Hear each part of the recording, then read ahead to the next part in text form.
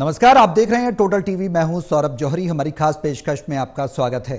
हरियाणा में संगठन विस्तार से पहले बीजेपी और कांग्रेस में जुबानी जंग तेज हो गई है। बीजेपी प्रदेश अध्यक्ष मोहनलाल बडोली ने ट्वीट करके सियासत गरमा दी।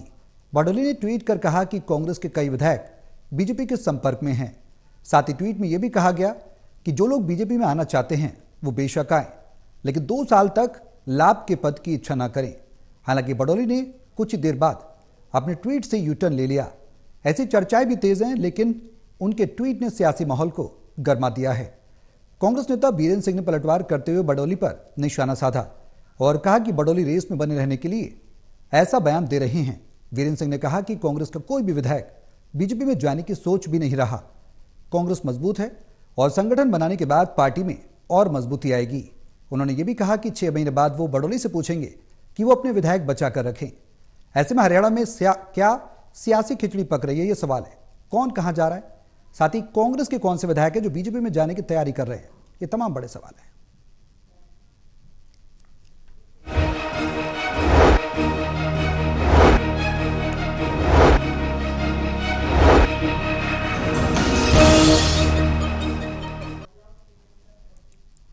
करेंगे चर्चा की शुरुआत। हमारे सहयोगी हमारे साथ मौजूद हैं, उनका तारुफ मैं आपसे करा दूं। हिसार से टोटल टीवी के editor director doctor Mahesh Kumar, Panipat से टोटल टीवी के एडिटर डायरेक्टर देवेंद्र कथुरिया और वरिष्ठ पत्रकार वीरेंद्र सोरी जी हमारे साथ चर्चा में बने हुए हैं।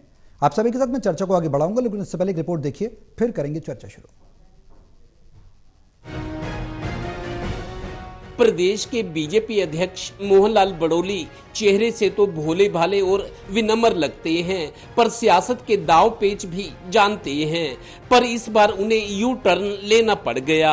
दरअसल प्रधान जी ने सोशल मीडिया पर बयान दे दिया कि कांग्रेस के कुछ विधायक बीजेपी में आना चाहते हैं, पर इसके लिए शर्त ये है भाई जी, आते ही लाभ का पद नहीं मिल जाएगा। 2 साल तक तो पार्टी के लिए काम करना पड़ेगा, फिर कुछ हो सकता है। ये बयान खूब चर्चित हुआ। यानी प्रधान जी ने क्रिकेट में कंगारुओं वाला माइंड गेम खेल दिया।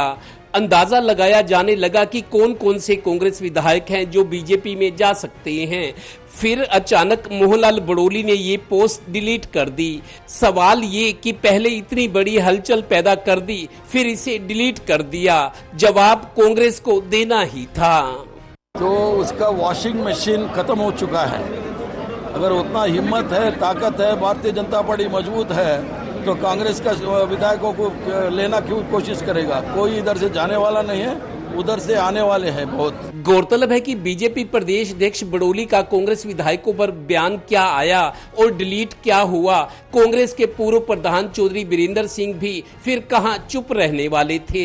बोले कांग्रेस विधायक कहीं नहीं जा रहे, कांग्रेस मजबूत है, अब संगठन बनने के बाद और मजबूत हो जाएगी। हाँ, 6 महीने बाद मीडिया और हम लोग बडोली से जरूर पूछेंगे तुम्हारे अब कितने विधायक हैं, यानी नहले पर दहला।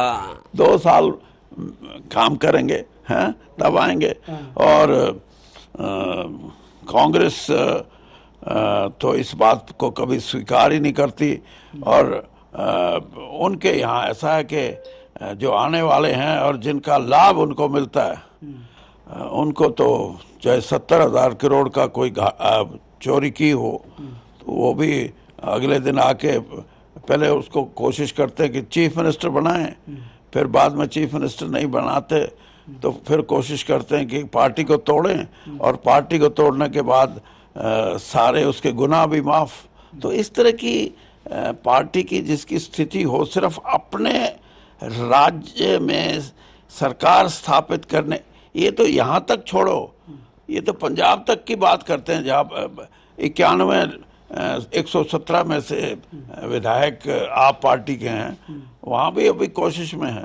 प्रदेश के दोनों नेताओं के बयान से लगता है कि प्रदेश में कोई सियासी खिचड़ी पक रही है। कोई इसमें घी डाल रहा है तो कोई इसे हिला रहा है। बीजेपी के प्रधान पंडित जी के लाभ के पद की बात पर चर्चा होनी लाजमी है। नेता तो सेवा की बात करते हैं, ये लाभ का पद और लालच का मतलब क्या है। मीडिया वाले कहीं ना कहीं अब पंडित जी से इसका मतलब जरूर समझना चाहेंगे। Haryana bureau total news.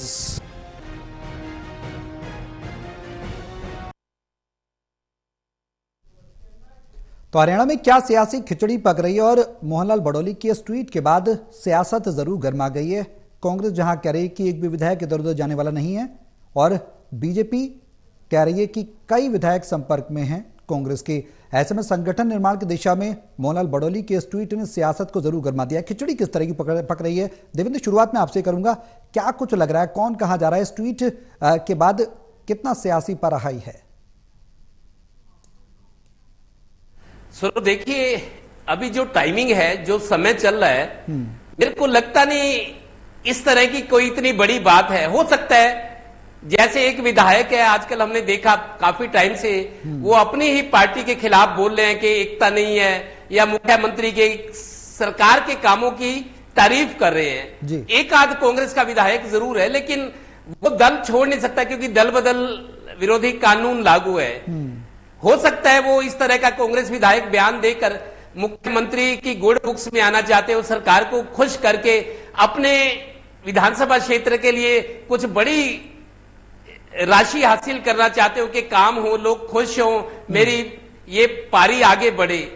और मेरे को लगता है एक वो शीर्षक के विधायक और एक आध कोई और हो सकता है। लेकिन ऐसा कहीं मीडिया में या पत्रकारों की जुबान पर या इस तरह के कुछ संकेत नहीं है कि कुछ ज्यादा विधायक बीजेपी ज्वाइन कर सकते हैं। बात एक तो दल बदल कानून को लागू होने वाली, दूसरी मेरे को लगता है थोड़ी बहुत कहीं कोई बात हुई हो तो, लेकिन मोहनलाल बड़ौली ने शायद उतावलापन दिखा दिया। ठीक है। इस तरह की पोस्ट डाल दे रहा कि कई विधायक बीजेपी ज्वाइन करना चाहते हैं कांग्रेस के, लेकिन उनको लाभ का पद नहीं, मतलब वो जैसे ये सोच रहे कि विधायक लाइन लगा के खड़े हैं। उनकी इन पंक्तियों का बयान का अर्थ यह है कि लाइन लगाए खड़े हैं, इंतजार करे हैं और दरवाजे पर खड़े हैं बीजेपी के कि हम आपके साथ आना चाहते हैं। लेकिन मेरे को लगता है इतनी बड़ी बात नहीं थी जो उन्होंने शायद उतावलापन दिखा दिया। और ये भी हो सकता है उन्होंने जिस तरीके की पोस्ट डाली है उससे हलचल तो मच रही थी, बिल्कुल। और हो सकता है जो हाईकमान के बड़े नेता हैं, चूंकि अभी मोहनलाल बड़ौली पर फैसला होना है कि उनको एज ए स्टेट प्रेसिडेंट अभी रिटेन करना है या उनको बदलना है, क्योंकि उनका मामला भी फंसा हुआ है। क्योंकि वो इनके खिलाफ जो एक आरोप है, बिल्कुल, वो काफी गंभीर आरोप है, जिसमें क्लीन चिट कोर्ट से मिली थी रॉकी मित्तल और मोहनलाल बड़ौली को। लेकिन जो पीड़िता थी उसने दोबारा से रिट डाली है कोर्ट में और पूरा केस रीओपन हुआ है। और एडमिट अगर हुई है रिट तो जाहिर है उस पर बहस भी चलेगी, सुनवाई भी आगे चलेगी। तो एक स्पीड ब्रेकर जरूर रास्ते में आ गया है। मोहनलाल बड़ौली को मेरे को लगता है ये चीजें नहीं करनी चाहिए थी, अगर ऐसा कुछ है भी, क्योंकि उनका अपना फैसला भी होना है। और हो सकता है कि इस तरह की पोस्ट डालने के बाद पार्टी ये समझे कि लीकेज हो गई है, लीक हो गई है, और उनको कहा जा गया कि तुरंत इसको हटाओ। तो उनको आनंद फानंद में उन्होंने डाल तो दिया मर्जी से, लेकिन हटाना पड़ा शायद दबाव के अंदर। ठीक है, लौटूंगा। तो फिर भी मैं ये मानता हूं कि इतनी बड़ी बात नहीं थी जितना उन्होंने प्रचारित कर दिया और राजनीति में हलचल पैदा कर दी। और उन्होंने एक ट्वीट किया, उसको हटा दिया। और कांग्रेस के दोनों बड़े नेता चौधरी वीरेंद्र सिंह जो खुद बीजेपी सरकार में केंद्र में मंत्री रहे हैं, हरियाणा के प्रदेश अध्यक्ष रहे हैं वो भी, और इधर से बीजेपी के प्रदेश, तो उन्होंने भी तीखी प्रतिक्रिया दिखाई है। ये कहा कि 6 महीने बाद आपसे बात करेंगे, हम ही नहीं मीडिया वाले, कि आपके कितने विधायक बच्चे हैं। तो नहले पर दहला मारा है उन्होंने। और बीके हरि प्रसाद जो प्रभारी आज, उन्होंने भी इस पर प्रतिक्रिया दी है। तो मेरे को लगता है अब मोहनलाल बड़ौली घिर गए हैं। अब या तो हाईकमान के या मुख्यमंत्री कोई बड़ा नेता जवाब दे कि सब हुआ कैसे है। मैं आऊंगा आपके पास। महेश, क्या कुछ मायने निकाले जाएं इस ट्वीट के और कितनी सियासत गरमाई नजर आ रही है प्रदेश में? देखिए, जस्सी पेटवाड़ कांग्रेस पार्टी के विधायक है नारनौंद से, आज इसी सवाल का जवाब उनकी तरफ से दिया गया था। हास्यास्पद ये बयान करार दिया गया है जस्सी पेटवाड़ की तरफ से, और मुझे भी लगता है कि हास्यास्पद ही आप इसे कह सकते हैं कि राजनीति के इतने मंजे हुए खिलाड़ी इस बात को नहीं समझ रहे हैं कि दल बदल कानून के तहत अगर मान लीजिए, ये तो कांग्रेसी विधायकों की बात चल रही है, अगर निर्दलीय कोई विधायक है वो भी भारतीय जनता पार्टी में अपने पूरे कार्यकाल के दौरान शामिल नहीं हो सकता, उसे सिर्फ समर्थन, उसका सिर्फ समर्थन लिया जा सकता है। यानी अगर मैं हिसार की बात करूं तो यहां पर सावित्री जिंदल ने भारतीय जनता पार्टी को ज्वाइन नहीं किया है, बतौर निर्दलीय विधायक उनका जो अस्तित्व है वो बना रहेगा विधानसभा में, सिर्फ उन्होंने भारतीय जनता पार्टी को अपना समर्थन दिया है। यानी निर्दलीय विधायक जो कि जनता की तरफ से चुन के आते हैं, जिस पर कोई राजनीतिक दल की छाप भी नहीं होती, वो निर्दलीय विधायक भी अपनी पसंद से भारतीय जनता पार्टी में शामिल नहीं हो सकता। और यहां अगर जिक्र चल रहा है कांग्रेस पार्टी के विधायकों का, कांग्रेस पार्टी के विधायकों के खिलाफ दल बदल कानून लागू हो जाएगा और उसके साथ ही उनकी विधानसभा की सदस्यता ही खत्म हो जाएगी। जब करीब 4.5 सालों का कार्यकाल बाकी हो तो ऐसे में कोई चुनाव सामने नहीं है, किसी पार्टी की टिकट की जरूरत नहीं है, तो ऐसे में चुनाव जीतने की जरूरत तो और चुनाव लड़ने की नौबत तो बाद में आएगी। पार्टी टिकट देगी कि नहीं देगी, मौजूदा विधायक करीब 4.5 सालों का कार्यकाल बाकी है, तो ऐसे में यहां इस बात का कोई मतलब नहीं निकलता कि ये मान लिया जाए कि कांग्रेसी विधायक जो है भारतीय जनता पार्टी में शामिल होंगे। और अगर ऐसी कोई नौबत आएगी तो फिर वो चुनावी अग्नि परीक्षा के वक्त आएगी, जब महीना 2 महीने का वक्त रह जाएगा। उसके बाद हो सकता है कि फिर कांग्रेस पार्टी की नीतियों से इन विधायकों को एलर्जी हो और वो भारतीय जनता पार्टी में अपने टिकट के लिए सेटलमेंट करते हुए नजर आए, जैसा कि जननायक जनता पार्टी में हमने देखा था कि जननायक जनता पार्टी जब डूबती चली गई तो उसके बाद भारतीय जनता पार्टी में शामिल होने की होड़ लग रही थी। कुछ नेता जो है कांग्रेस पार्टी में जाने की कोशिश में थे, कुछ भारतीय जनता पार्टी में आने की कोशिश में थे।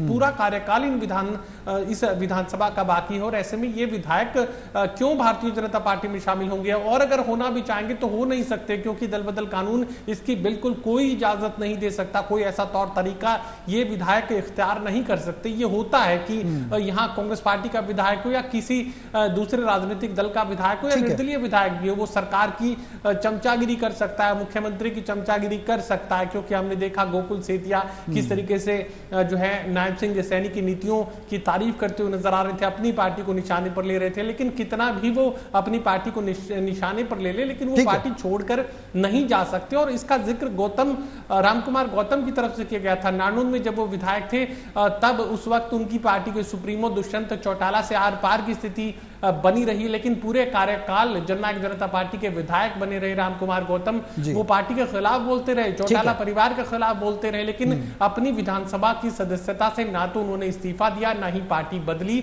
और जननायक जनता पार्टी को कोसते रहे, लेकिन विधायक वो विधानसभा में जननायक जनता पार्टी के ही बने रहे। ऐसी कोई संभावना नहीं बनती, ना तो कोई कांग्रेसी और ना ही कोई निर्दलीय जो भारतीय जनता पार्टी में शामिल हो जाए। वीरेन जी, जो ट्वीट है बड़ौली का, इस ट्वीट के क्या मायने हैं? राजनीति में राजनेता तो जनता की सेवा के लिए आते हैं और एक बड़ी महत्वपूर्ण बात उन्होंने कोट की, लाभ का पद। सबसे बड़ी बात यह है कि लाभ का पद की इच्छा ना करें। लाभ का पद क्या है राजनीति में, और इस बयान के मायने क्या निकाले जाएं, किस तरफ इशारा करना चाह रहे हैं, और इसको थोड़ा समझने की कोशिश करें तो वो क्या? देखिए, मोहनलाल बड़ोली जो है वो सोशल मीडिया हैंडल तो खुद स्वयं तो करते नहीं है, ये उनका स्टाफ करता है, किसी कार्यकर्ता को जिम्मेदारी दी जाती है। उन्होंने कहा होगा, लेकिन उस कार्यकर्ता ने अति उत्साह के अंदर इस तरह का बयान दिया। मतलब अगर कांग्रेस से कोई विधायक अगर आना चाहता है भारतीय जनता पार्टी में, तो दल बदल कानून की वर्तमान व्यवस्था के अनुसार 2/3 चाहिए। तो 2/3 अगर आते हैं तो मतलब 37 विधायकों में से 25 विधायक अगर करते हैं, दल बदल करते हैं, तो उन पर दल बदल कानून लागू नहीं होता। तो मतलब 25 विधायक तो है नहीं ऐसे में। अगर दूसरा कोई विधायक आना चाहता है तो उसको विधानसभा की सदस्यता से इस्तीफा देकर पार्टी में शामिल होना पड़ेगा। ये व्यवस्था बनी हुई है। तो उनको ये कहीं ना कहीं अति उत्साह में दिया गया। उनका ये ट्वीट था, सोशल मीडिया में था, तो बाद में उन्होंने इसको एडिट भी कर दिया, लेकिन तब तक तो देर हो चुकी थी। बिल्कुल। तो ये जो है कि देखिए, जिम्मेदारी तो मोहनलाल बड़ौली की आएगी, क्योंकि उनके नाम से है जी। तो ये जिसने भी किया है, ये तो पार्टी का अंदरूनी मामला है, लेकिन नैतिक जिम्मेदारी तो मोहनलाल बड़ौली का है, उन्हीं का ही अधिकृत बयान माना जाएगा जी। और मोहनलाल बड़ौली जी ने उसके बाद हालांकि इसको संपादित किया है, लेकिन तब तक तो इसका असर हो चुका है। और अब देखा जाए कि जो लोग भारतीय जनता पार्टी में क्यों आना चाहेंगे, तो अभी कोई चुनाव नहीं और भारतीय जनता पार्टी में आगे उनको कौन सा लाभ का पद मिलने वाला है। मतलब ये ठीक है, जो अपने विधानसभा क्षेत्र के काम कराना चाहते हैं वो मुख्यमंत्री की प्रशंसा करते हैं, वो स्थानीय मजबूरियां हो सकती हैं, स्थानीय गुटबाजी हो सकती है, इसलिए कांग्रेस के कई विधायक जो हैं अपने इलाके में काम कराने के लिए मुख्यमंत्री से मिलते रहते हैं, सामान्य प्रक्रिया है। और मुख्य की सभाओं में भी जाते रहते हैं, क्योंकि उनको अपने क्षेत्र का विकास कराना है जी। तो ऐसे में मोहनलाल बड़ौली के बयान से कोई भूकंप आया हो ऐसा तो है नहीं, क्योंकि ऐसे कोई है ही नहीं, ऐसा कुछ होने वाला भी नहीं है जी। लेकिन मोहनलाल बड़ौली की विश्वसनीयता पर अवश्य आना चाहिए। और ये बात भी है कि कांग्रेस के 37 विधायक हैं, अभी उन 37 विधायकों को एकजुट रखना ये भूपेंद्र सिंह हुड्डा की, उदय भान जी की, या जो नए प्रदेश अध्यक्ष बनेंगे उनकी जिम्मेदारी है। रणदीप सुरजेवाला की भी जिम्मेदारी है, कुमारी शैलजा की जिम्मेदारी है, क्योंकि अगले वर्ष में जो राज्यसभा की 2 सीटें खाली हो रही हैं, तो एक सीट जो है संख्या बल के हिसाब से कांग्रेस के पक्ष में जा सकती है अगर कांग्रेस के विधायक एकजुट रहते हैं तो। और इस तरह से अगर मोहनलाल बड़ोली जी का ये बयान आया है तो इससे उनकी किरकिरी हुई है, पार्टी में भी हुई है, तो इसलिए उनको आगे सजग रहने की जरूरत है। और उनका अब देखिए, नए अध्यक्ष का चयन होना है, नया अध्यक्ष केंद्र कब तय करता है, ये कभी भी घोषणा हो सकती है। तो ऐसे में मोहनलाल बड़ोली के भविष्य पर अटकने तो लगी रही हैं, लेकिन संगठन की दृष्टि देखा जाए तो ये उनका परिपक्व बयान नहीं है, इससे उन पर प्रश्न चिन्ह लगा है। बिल्कुल वीरेंद्र जी, सवाल यही है, जिस तरीके से महेश ने भी जिक्र किया, देवेंद्र ने भी जिक्र किया, अब विधायकों की बात भी हम चर्चा में कर रहे हैं। आपने भी बताया कि 25 विधायक कम से कम 2/3 हों तो दल बदल का कानून लागू नहीं होगा। कांग्रेस की कौन कौन से विधायक हैं जिसका जिक्र वो इस ट्वीट के जरिए करना चाह रहे हैं? देखिए, अब अगर गोकुल सीतिया का जिक्र करें, शैली चौधरी का जिक्र करें, देखिए वो तो अपने क्षेत्र में विकास करना चाहते हैं। अगर मान लीजिए कोई कांग्रेस में कांग्रेस छोड़कर भारतीय जनता पार्टी में आना चाहे तो उसको सदस्यता से इस्तीफा देने का तो मतलब विधायक भी नहीं रहेंगे। उसके बाद वो भारतीय जनता पार्टी की इच्छा पर निर्भर करता है कि उसको टिकट दे या ना दे। भारतीय जनता पार्टी के पास तो ऐसी कोई अभी संकट है ही नहीं, क्योंकि निर्दलीयों का समर्थन भी है और भारतीय जनता पार्टी आसानी से बहुमत में है। तो ऐसे में कोई ऐसा जोखिम क्यों लेगा? अगर कांग्रेस से कोई विधायक भारतीय जनता पार्टी में आना चाहे तो उसको अपनी जो विधायकी है उससे इस्तीफा देना पड़ेगा। विधानसभा से इस्तीफा देने का जोखिम क्यों लेगा, जो जबकि विधायक पहले से ही है? तो उसे क्या मिलने वाला भारतीय जनता पार्टी में? और ये भी मोहनलाल बड़ोली जी का कहना कि जो आएगा उसको 2 वर्ष तक संगठन के लिए काम करना पड़ेगा। भाई ये नियम था तो आप पहले लागू करते ना, किरण चौधरी पर लागू करते, जो दूसरे लोग आए उन पर लागू करते आप, तो उन पर तो किया नहीं है आपने। तो अब कहने का क्या आशय? अगर आपने ये मापदंड तय करना था तो विधानसभा चुनाव के समय बनाते ना भाई। उससे जब आपने उस समय तो टिकटें दे दी भाई, जो आपको मजबूत चेहरे चाहिए थे जो तो आपने कांग्रेस से लाकर ये उनको टिकट थमा दिए। अगर आप उस समय ये मापदंड तय करते, जो पार्टी के समर्पित और निष्ठावान कार्यकर्ता हैं उनका मनोबल बढ़ता। तो आपने तो जो कांग्रेस से आया उनको टिकट थमा दी, आती टिकट थमा दी। तो ये एक मापदंड तो पहले से तय होने चाहिए थे, और अब तो कहने का कोई आशय नहीं था। ये अप्रासंगिक बात थी भाई, अब तो कोई आने वाला है ही नहीं। अब मान लीजिए दूसरे दलों के कार्यकर्ता भी हैं, अगर कांग्रेस छोड़कर या जननायक जनता पार्टी या इनेलो से छोड़कर भारतीय जनता पार्टी में आते भी हैं तो उनको क्या वो लाभ मिलने वाला है? वो अपने काम कराने हैं तो अपने काम कराने के वो अपने नेता के माध्यम से भी करा सकते हैं, या उनके पास और माध्यम भी हैं। तो इसलिए अगर संगठन की दृष्टि देखा जाए तो संगठन में ऐसे कई लोग आए हैं जिनका भारतीय जनता पार्टी में कोई योगदान नहीं है, और बिना योगदान के उनको उतना संगठन में महत्व मिल गया, सरकार में महत्व मिल गया। ऐसे कई लोग हैं, मतलब पार्टी ऐसे लोगों से भरी पड़ी है। उस दृष्टिकोण से विचार करना चाहिए। अब देवेंद्र, जो लाभ के पद की बात हो रही है, बेहद अहम बात है। क्या ये अपरिपक्व बयान कहा जा सकता है?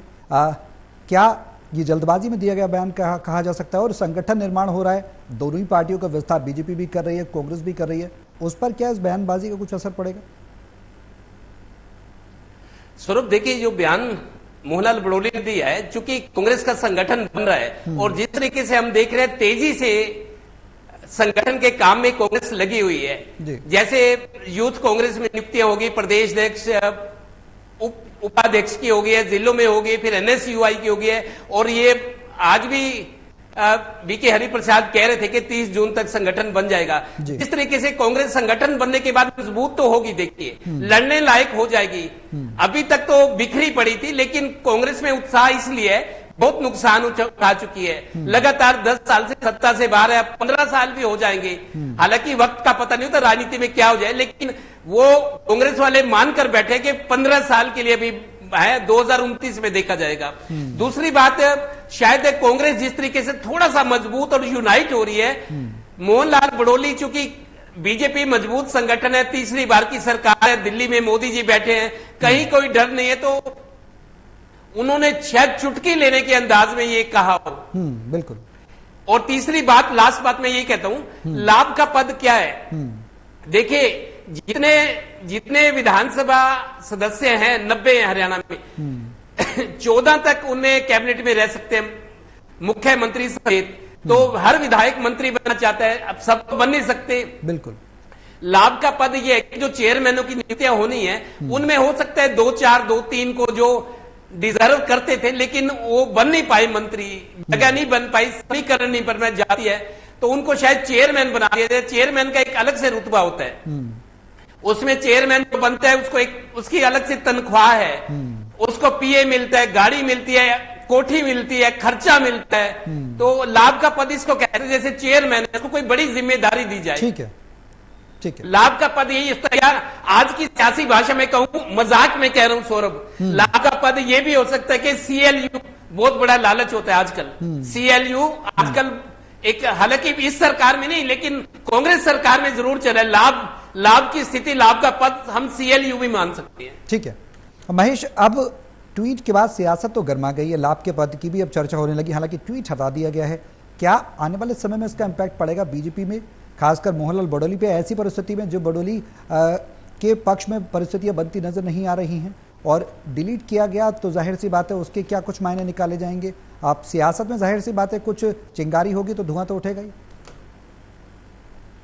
देखिए, मोहनलाल बडोली का एक पुराना बयान आपको याद दिलवाने की मैं कोशिश करूंगा, जिसमें उन्होंने कहा था कि भारतीय जनता पार्टी में जिसके नाम की भी चर्चा होती है वो नाम नहीं तय किया जाता है। तो साफ तौर से वही बात मैं यहाँ पर मोहनलाल बडोली के लिए भी कहना चाहूंगा कि इस तरह की कोई भी अटपटी हरकत करके यहाँ दोबारा से प्रदेशाध्यक्ष की कुर्सी पर भारतीय जनता पार्टी उन्हें बैठा दे, ये संभव नहीं है। और भारतीय जनता पार्टी में तो किसी तरह का स्टंट चलता नहीं है, किसी तरह की प्रेशर टैक्टिक्स चलती नहीं है, और जो भी प्रेशर कायम करने की कोशिश करता है तो उसका तो पत्ता सबसे पहले कट जाता है। खुद उन्हीं की तरफ से बयान दिया गया था जिसमें उन्होंने कहा था कि जिसके नाम की चर्चा होती है वो नाम कट जाता है। तो ऐसे में यहाँ इस तरह की कोई गलती करेंगे मोहनलाल बडोली, मुझे ऐसा लगता नहीं है। लेकिन आग और धुएं का जिक्र आप कर रहे थे ना, तो यहाँ पर कोई धुआं है और ना ही कोई आग है। इसे आप गलती मान लीजिए या ओवर कॉन्फिडेंस मान लीजिए, या मोहनलाल बडोली बहुत ज्यादा जोश में इस वक्त बने हुए हैं, फिर सत्ता का नशा आप इसे कह लीजिए, कुछ भी शब्द आप इसके लिए इस्तेमाल कीजिए। लेकिन जहां तक मुझे लगता है कि ना तो कोई आग है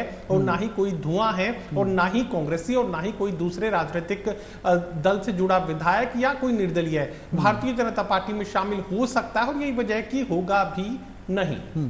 वीरेन जी, मजबूती की बात लगातार दोनों संगठन कर रहे हैं, क्या सही दिशा में दोनों संगठन आगे बढ़ रहे हैं, और इस बयानबाजी का कितना इम्पैक्ट पड़ेगा? कांग्रेस की बात करें तो उसको इसका क्या फायदा मिलेगा, बीजेपी को इसका क्या नुकसान होने वाला है आने वाले समय में, क्योंकि चुनाव तो अभी दूर हैं, लेकिन संगठन निर्माण की दिशा में, विस्तार की दिशा में किस तरह से देख सकते हैं?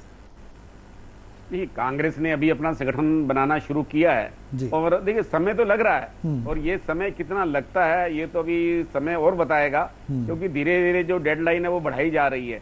हाँ, ये युवा कांग्रेस है, महिला कांग्रेस है, एनएसयूआई है, देखिए संगठन की प्रक्रिया तो शुरू हो गई है, देर सवेर तो संगठन बन ही जाएगा, लेकिन उस संगठन में कितनी सक्रियता आएगी, जनता से कितना जुड़ पाएगा, किस तरह से आंदोलन की रणनीति रहेगी, तो ये सब बातें ये तो समय बताएगा। लेकिन भारतीय जनता पार्टी का संगठन है, अब भारतीय जनता पार्टी के नए प्रदेश अध्यक्ष और नई टीम बननी है, उस टीम का क्या स्वरूप होगा, क्या जातीय समीकरण होंगे, ये सब देखने वाली बात है। संगठन और सरकार में तालमेल किस तरह का होगा, देखिए अभी तक तो सरकार ही संगठन चला रही है, मतलब जो हालांकि संगठन को प्रभावी और हावी होना चाहिए था, लेकिन इस समय सरकार हावी है।